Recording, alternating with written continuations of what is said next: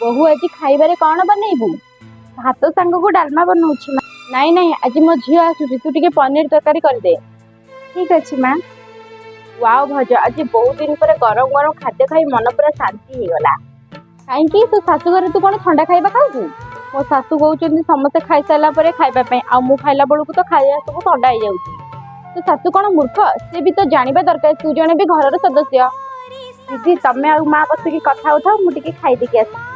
ଶୁଣୁ, ତୁ ଆଗ ଯା ମୋ ପାଇଁ ଚାହା ବନେଇକି ଆଣିବୁ, ତାପରେ ତୁ ଖାଇବୁ। ଭାଉଜ ତମେ ଯାଅ, ମୁଁ ଚାହା ବନେଇବି। ତୁ ବସ, ସିଏ କରିଦବ। ବା ମା, ଯେତେବେଳେ ନିଜ ଝିଅ କଥା ଉଠିଲା ତ ତା ଶାଶୁ ମୂର୍ଖ ହେଇଗଲା। ଏବେ ତମେ କୋଉ ଶିକ୍ଷିତ ଭଳିଆ କଥାବାର୍ତ୍ତା କରୁଛ? ତୁମ ଝିଅ ହେଇକି ତୁ ମତେ ଏମିତି କହୁଛୁ? ଯେମିତି ମୁଁ ତମ ଝିଅ ସେମିତି ଭାଉଜ ବି ତ କାହାର ଝିଅ। ହଁ ଝିଅ, ତୁ ଠିକ କଥା କହୁଛୁ। ବୋହୂ ବି ଆମ ଘରର ଜଣେ ସଦସ୍ୟ। ବୋହୂ, ଆମେ ଏଥର ସମସ୍ତେ ସାଙ୍ଗ ହେଇକି ମିଶିକି ଖାଇବା।